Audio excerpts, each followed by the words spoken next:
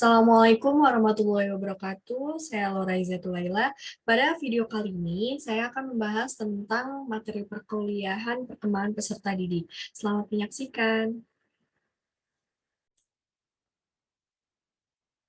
Materi pertama yang akan kita bahas yaitu adalah tugas-tugas perkembangan individu. Tugas-tugas perkembangan menurut Havikers 1978, yaitu a developmental task is a task which arises at or about a certain period in the life of the individual, successful achievement of which leads to his happiness, to his success with later tasks, while failure leads to unhappiness in the individual, disapproval by society, difficulty with later tasks. Yang berarti bahwa tugas perkembangan adalah tugas yang muncul pada saat tertentu dalam kehidupan pribadi individu tersebut. Kesuksesan dalam mencapai atau menyelesaikan tugas-tugas perkembangannya akan membawakan kebahagiaan dan kesuksesan dalam tugas-tugas selanjutnya. Namun, apabila individu tersebut mengalami kegagalan dalam tugas-tugas perkembangannya, maka itu akan menyebabkan ketidakbahagiaan, ketidaksetujuan dari masyarakat atau dikucilkan, dan akan mengalami kesulitan dalam menyelesaikan tugas-tugas perkembangan selanjutnya. Mengapa bisa begitu? Itu karena tugas perkembangan individu itu mempengaruhi seluruh aspek perilaku dan pribadi individu tersebut. Oleh karena itu, telah disebutkan sebelumnya bahwa apabila individu tersebut tidak bisa menyelesaikan tugas-tugas perkembangannya, maka akan mengalami kesulitan dalam menyelesaikan tugas-tugas perkembangan individu yang akan dijalaninya. Nah, jika teman-teman bertanya, bagaimana tugas perkembangan itu berasal atau bagaimana hal tersebut bisa muncul dalam individu, jawabannya adalah bahwa setiap tahapan ataupun fase perkembangan itu merupakan keharusan universal yang memang idealnya itu berlaku secara otomatis atau natural, sejalan dengan perkembangan individu tersebut. Misalnya, kebiasaan belajar berjalan dan berbicara pada rentang usia 1-5 tahun, yang apabila individu tersebut telah berhasil menjalankan tugas perkembangannya itu, dapat dikatakan bahwa individu tersebut dapat melanjutkan atau melakukan tugas perkembangan selanjutnya yang akan ia hadapi. Slide selanjutnya yaitu faktor yang mempengaruhi kelancaran tugas-tugas perkembangan individu. Yang pertama yaitu adalah pertumbuhan fisik remaja. Ini sangat mudah diidentifikasi karena dapat terlihat jelas dengan panca indera kita. Kita dapat melihat pertumbuhan fisik remaja tersebut berjalan sewajarnya atau tidak. Karena jika kurang wajar atau tidak sebagaimana mestinya, maka ada kelainan-kelainan yang cukup mencolok yang akan menyebabkan remaja tersebut mengalami hambatan dalam tugas perkembangan selanjutnya. Yang kedua yaitu adalah perkembangan fisik remaja. Yang pertama adalah pertumbuhan, yang kedua adalah perkembangan. Yaitu berbeda dengan sebelumnya, yang mana perkembangan fisik remaja ini menyangkut psikis, yaitu mental, sifat, dan juga perasaan. Karena ada beberapa kasus di mana usia telah memasuki masa remaja, akan tetapi mental dan sifatnya masih seperti anak-anak, yang menandakan bahwa remaja tersebut mengalami kelainan dan hambatan dalam menjalankan tugas-tugas perkembangannya, baik yang sekarang ataupun yang selanjutnya. Yang ketiga yaitu adalah kedudukan atau urutan anak dalam keluarga. Hal ini mempengaruhi kelancaran pelaksanaan tugas-tugas perkembangan individu, di mana anak remaja dalam urutan pertama dan terakhir itu menentukan kelancaran remaja tersebut dalam menyelesaikan tugas-tugas perkembangannya. Biasanya anak pertama lebih banyak mengalami kesulitan karena banyaknya tuntutan yang mengharuskan mereka terkadang bersikap dan berpikir lebih dewasa sebelum umurnya. Yang keempat, yaitu adalah kesempatan bagi remaja untuk mempelajari tugas-tugas perkembangan. Seorang remaja yang tinggal di asrama dengan rumah sendiri akan berbeda dalam kesempatannya untuk menjalankan tugas-tugas perkembangannya. Di mana dalam lingkup asrama atau pesantren, individu lebih terbatas dan lebih sering mengalami hambatan atau kesulitan dalam menjalankannya dibandingkan dengan remaja yang tinggal di rumahnya sendiri yang diberikan kebebasan untuk menjalankan atau mempelajari tugas-tugas perkembangannya. Yang kelima yaitu adalah motivasi pada seseorang. Semakin banyak motivasi yang diterima oleh individu, maka semakin mudah juga bagi individu untuk menjalankan tugas-tugas perkembangannya, di mana mereka mendapat dukungan, dorongan, dan semangat untuk menyelesaikannya. Berbeda dengan individu yang kurang mendapatkan motivasi, maka ia akan mengalami hambatan dan kesulitan dalam menyelesaikan tugas-tugas perkembangannya. Yang terakhir atau yang keenam yaitu adalah kelancaran tugas-tugas perkembangan sebelumnya. Semakin banyak tugas perkembangan yang diselesaikan, semakin mudah juga ia akan melanjutkan tugas-tugas perkembangan berikutnya. Karena individu tersebut menyelesaikan secara bertahap dan dituntaskan semua tanpa adanya tahapan ataupun fase yang terlewati.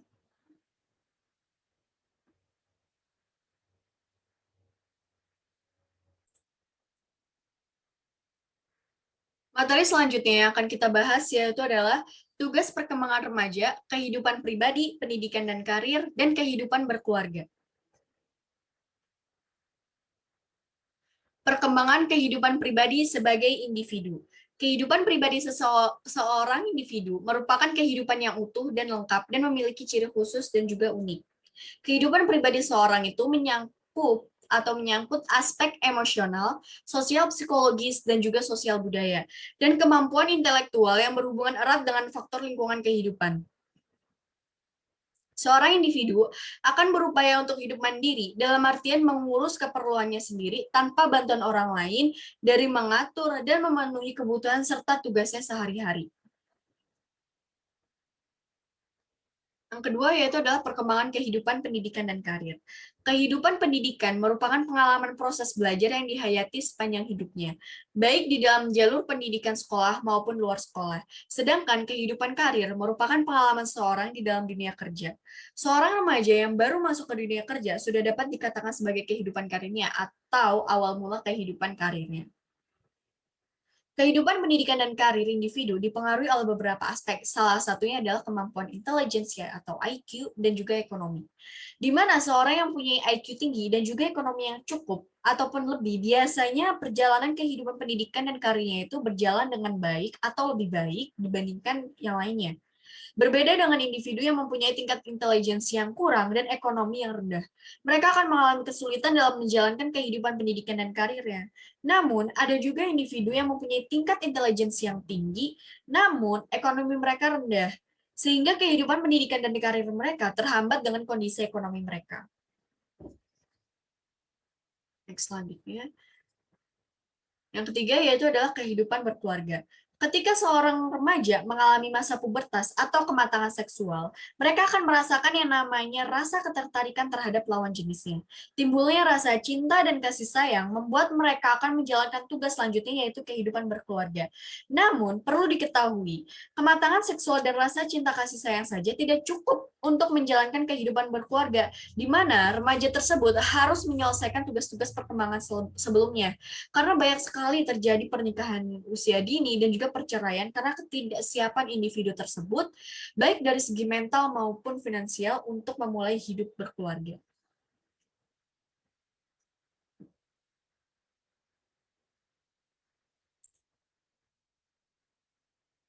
Materi selanjutnya yang akan kita bahas yaitu adalah karakteristik perkembangan anak usia dini dan anak usia sekolah.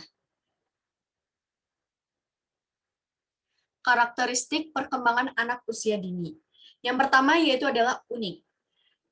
Artinya, sifat anak itu berbeda antara satu dengan yang lainnya. Anak memiliki kemampuan, bakat, pemikiran, dan juga latar belakang yang berbeda-beda. Meskipun mereka mempunyai tugas perkembangan yang sama, namun dalam menjalankannya atau menyelesaikannya, mereka memiliki perbedaan satu sama lain. Yang kedua yaitu adalah aktif dan energik. Anak normalnya senang melakukan aktivitas. Selama terjaga dari tidur, mereka akan melakukan kegiatan apapun itu seolah-olah mereka tidak pernah lelah dan juga bosan. Yang ketiga yaitu adalah rasa ingin tahu yang kuat dan antusias mereka terhadap banyak hal. Anak cenderung banyak memperhatikan, berbicara, dan mempertanyakan berbagai banyak hal yang sempat didengar ataupun dilihatnya. Oleh karena itu, orang tua maupun dewasa harus berhati-hati dalam bersikap dan berbicara di depan anak-anak, dan juga dalam menjawab pertanyaan mereka. Orang dewasa harus ekstra sabar karena mereka akan terus bertanya sampai mereka puas dengan jawabannya. Yang terakhir atau yang keempat yaitu adalah senang dan kaya dengan fantasi. Anak senang dengan hal-hal yang imajinatif. Karena sejak kecil, mereka lebih sering mendengar cerita imajinatif, terutama saat mau tidur. Di mana sang ibu akan memberikan cerita dongeng imajinatif untuk menghantar tidur anaknya. Selain itu, mereka juga sering bercerita hayalan dia sendiri. Itulah yang membuat anak usia dini sangat lucu dan menggemaskan tentang bagaimana mereka bisa berfantasi atau berhayal di luar dari pemikiran orang dewasa yang terkadang sangat tidak terduga dan mengejutkan. Slide selanjutnya yaitu karakteristik perkembangan anak usia sekolah.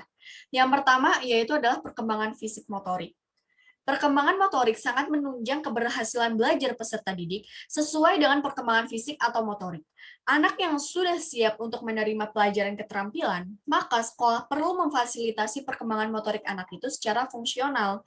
Sekolah merancang pelajaran keterampilan yang bermanfaat bagi perkembangan atau kehidupan anak, seperti mengetik, menjahit, merupa, atau kerajinan tangan lainnya. Memberikan pelajaran jasmani atau olahraga sesuai dengan usianya. Oleh karena itu, sekolah perlu menyediakan sarana untuk keberlangsungan penyelenggaraan pelajaran tersebut, seperti alat-alat yang diperlukan, tempat, atau lapangan olahraga. Yang ketiga yaitu adalah perkembangan bahasa. Yang kedua yaitu adalah perkembangan intelektual, maaf. Untuk mengembangkan daya nalarnya, daya cipta atau kreativitas anak, maka anak perlu diberi atau diadakannya diskusi di mana anak tersebut akan berpendapat atau menilai ataupun memberikan kritik tentang berbagai hal yang terkait dengan pelajarannya atau peristiwa yang terjadi di lingkungannya. Sekolah dapat memberikan dukungan dengan cara mengadakan lomba terkait dengan kreativitas dan perkembangan intelektual anak tersebut. Yang ketiga yaitu adalah perkembangan bahasa. Di sekolah, perkembangan bahasa anak ini diperkuat dengan diberikannya mata pelajaran bahasa ibu, bahasa Indonesia. Bahkan di sekolah-sekolah tertentu diberikan bahasa Inggris. Dengan harapan dapat menguasai dan menggunakannya sebagai alat untuk berkomunikasi secara baik dengan orang lain, mengekspresikan pikiran, perasaan, sikap, ataupun pendapat, dan juga memahami isi dari setiap bacaan, buku, majalah, koran, atau referensi lain yang dibacanya. Yang keempat yaitu adalah perkembangan sosial.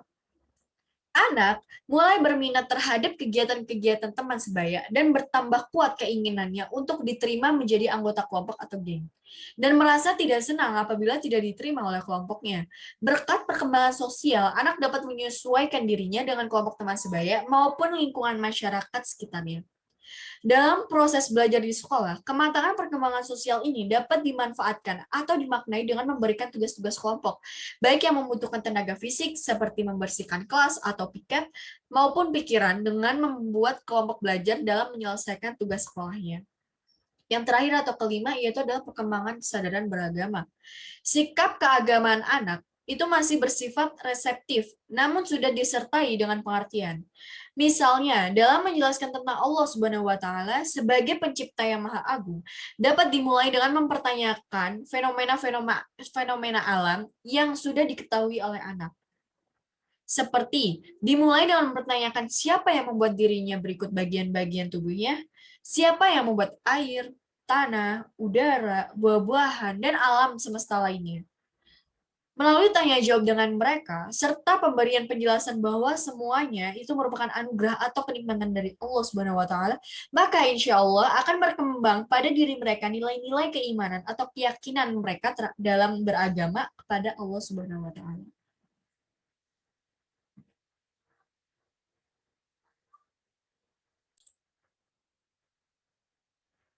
Materi selanjutnya yaitu tentang karakteristik perkembangan masa dewasa dan juga remaja.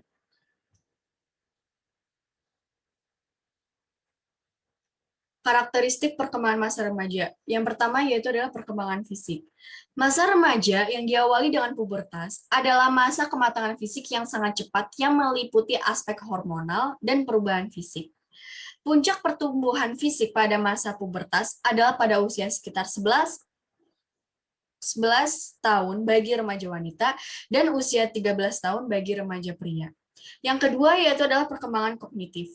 Piaget mengungkapkan bahwa berpikir operasi formal itu tercapai secara sempurna pada awal remaja yaitu sekitar usia 11 sampai 15 tahun.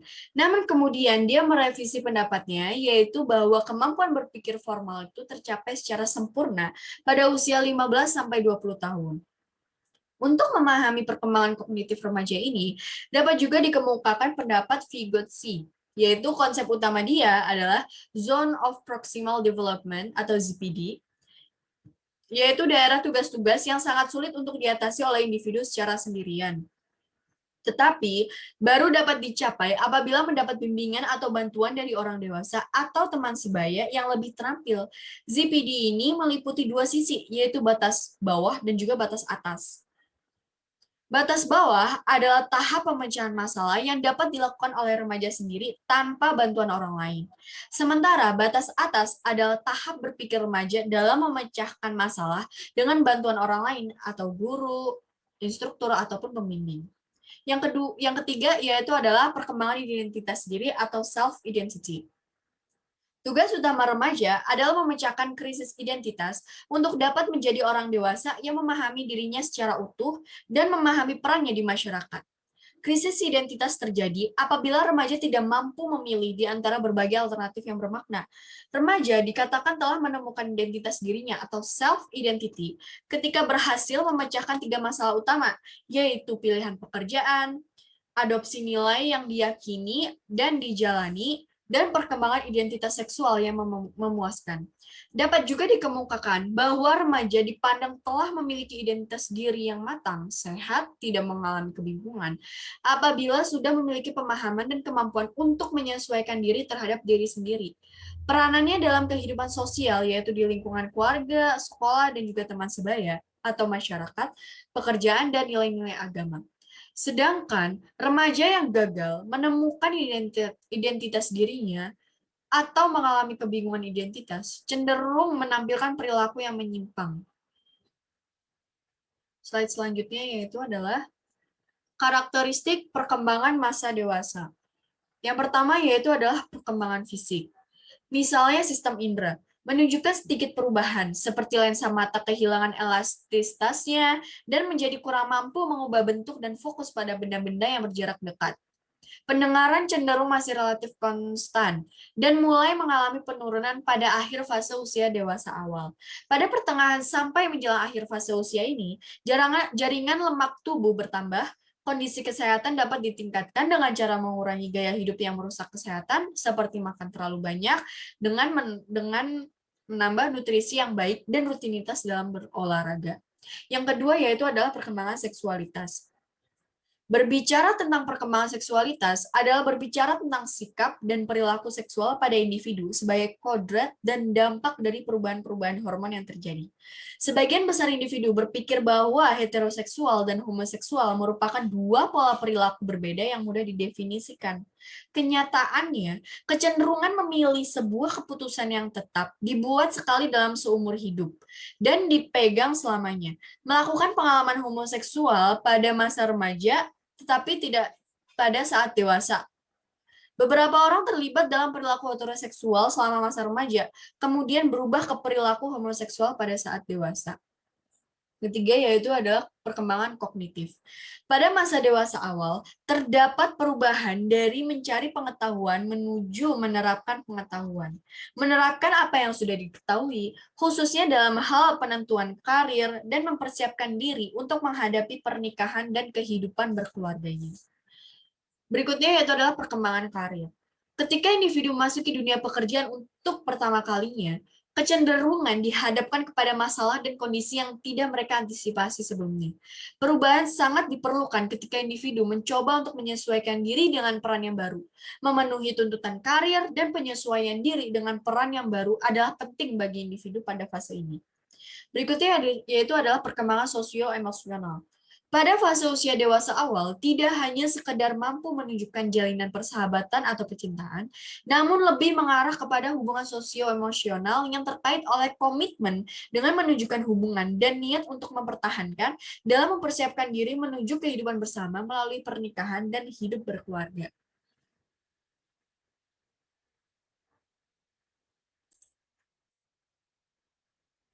Kehidupan pribadi dan kepribadian anak. Kehidupan pribadi.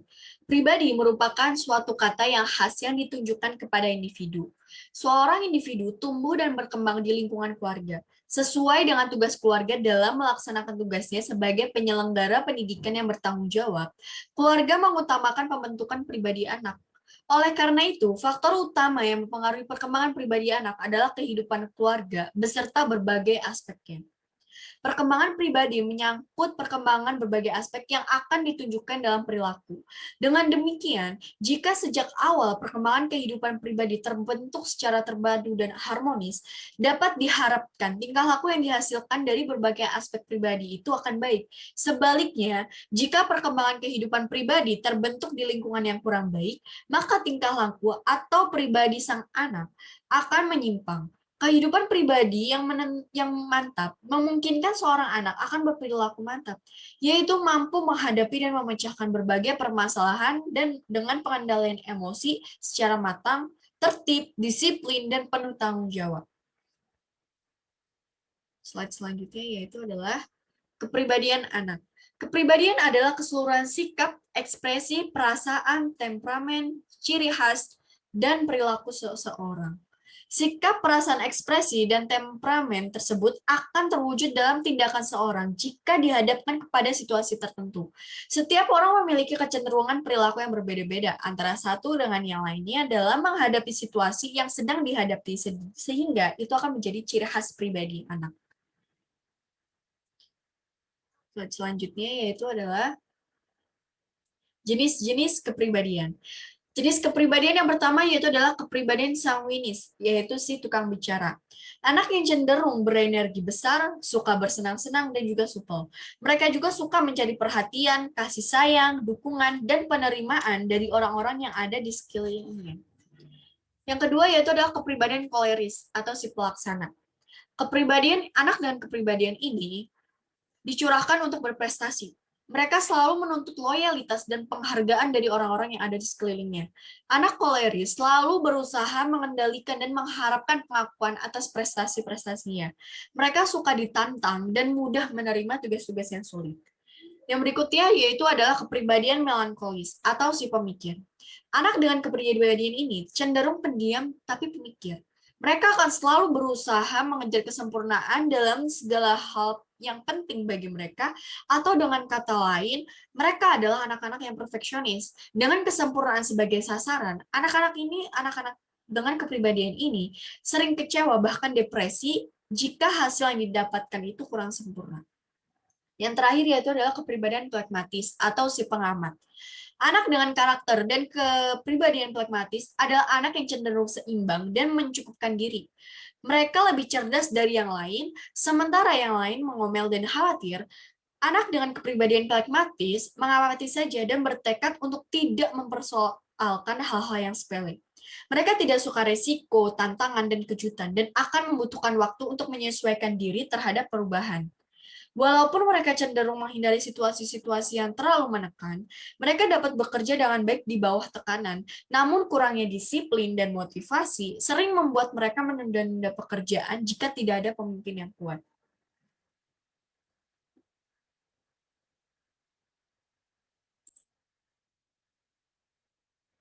Materi selanjutnya yaitu adalah penyesuaian diri remaja.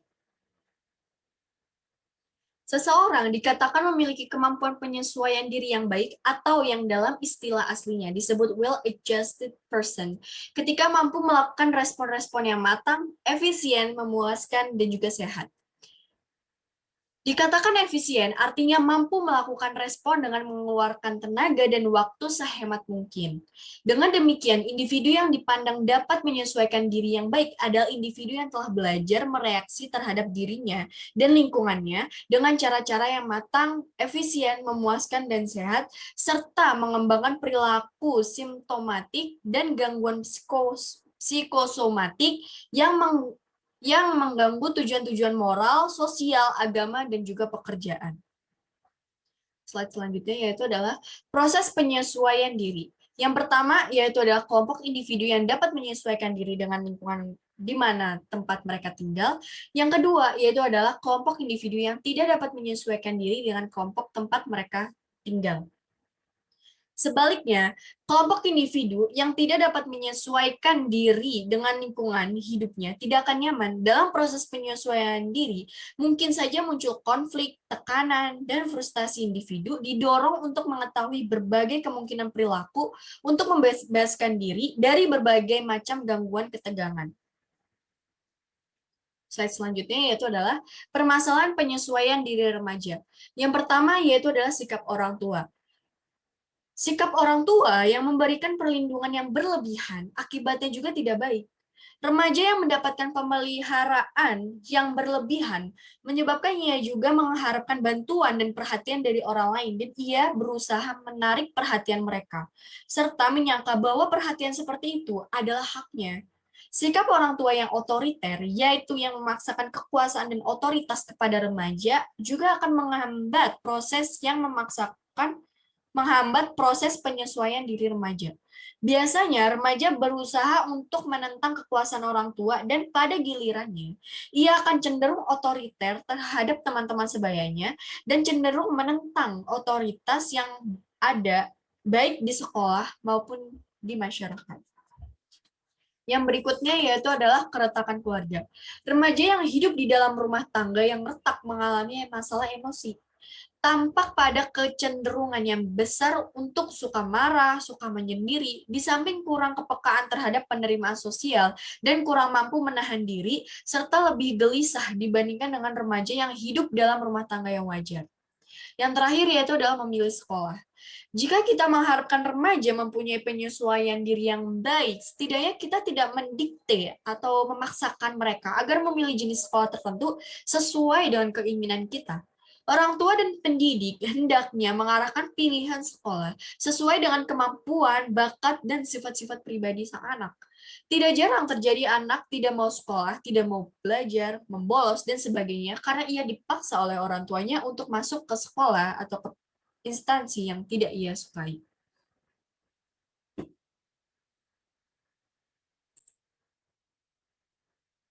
Materi terakhir yang akan kita bahas yaitu adalah peranan guru dalam memfasilitasi perkembangan peserta didik. Peran guru.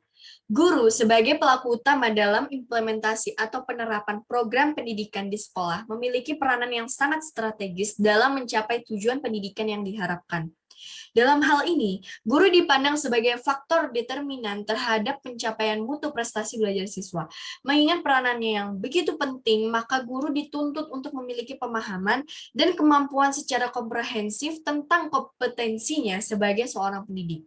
Untuk mengetahui apakah seorang guru telah menunjukkan kinerja profesionalnya pada waktu mengajar dan bagaimana mutu kinerjanya tersebut, maka guru perlu memiliki kemampuan untuk mengevaluasinya.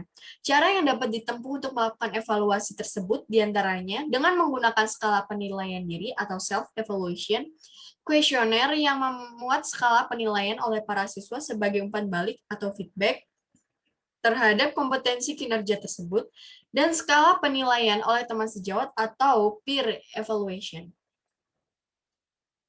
Slide selanjutnya yaitu adalah tentang komponen kinerja profesional guru.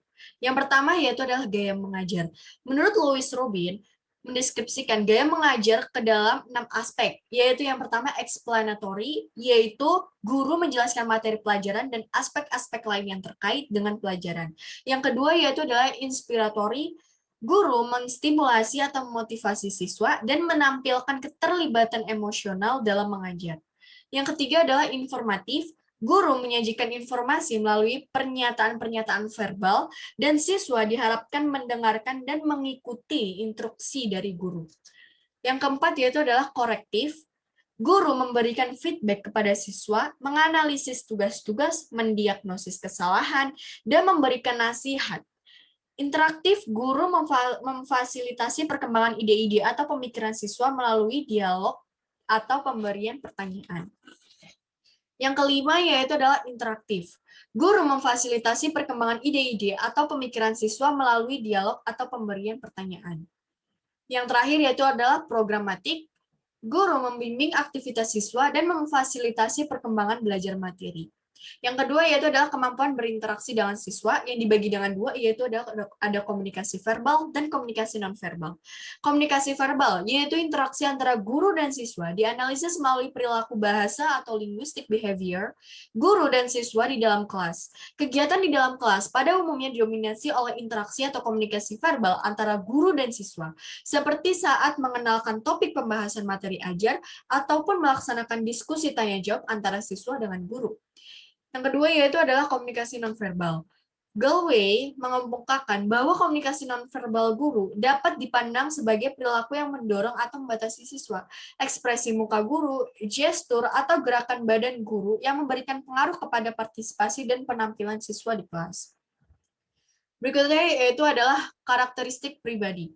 Rians mengklasifikasikan karakteristik guru itu ke dalam 4 klaster dimensi guru, yaitu yang pertama, kreatif. Guru yang kreatif bersifat imajinatif, senang bereksperimen, dan orisinal. Sedangkan yang tidak kreatif bersikap rutin, bersifat eksak, dan berhati-hati. Yang kedua yaitu adalah dinamis. Guru yang dinamis bersifat energetik dan ekstrovert. Sedangkan yang tidak dinamis bersifat pasif, menghindar, dan menyerah. Yang ketiga yaitu adalah terorganisir. Guru bersifat sadar akan tujuan, tidak memiliki kemampuan mengontrol. Dan yang keempat yaitu adalah kehangatan. Guru yang memiliki kehangatan bersifat pandai bergaul, ramah, sabar, sedangkan yang dingin bersifat tidak bersahabat, sikap bermusuhan, dan tidak sabar. Secara lebih rinci, yang berikutnya yaitu adalah penyusunan alat evaluasi kinerja guru. Sebagaimana telah dikemukakan di atas, bahwa untuk mengevaluasi kinerja guru dapat dilakukan beberapa cara. Di antaranya penilaian oleh pribadi guru itu sendiri atau self-rating, penilaian oleh siswa, penilaian oleh kolega atau teman sejawat, dan penilaian oleh pimpinan atau kepala sekolah. Siswa sebagai peserta didik dapat mengevaluasi kinerja guru atau pendidik mereka dengan mengisi sebuah beberapa pertanyaan yang terkait dengan kinerja guru dalam mengajar. Para siswa diminta untuk menjawab setiap pertanyaan tersebut sesuai dengan pendapat atau pengalaman para siswa dalam mengikuti proses pembelajaran dengan guru yang bersangkutan. Dalam menjawab setiap pertanyaan itu, para siswa dapat memilih salah satu alternatif jawaban yang telah disediakan, yaitu sangat sesuai atau SS, sesuai atau S, kurang sesuai atau KS, dan tidak sesuai atau TS. Cara menjawabnya dengan cara membubuhkan tanda cek atau V pada salah satu alternatif jawaban yang ia pilih.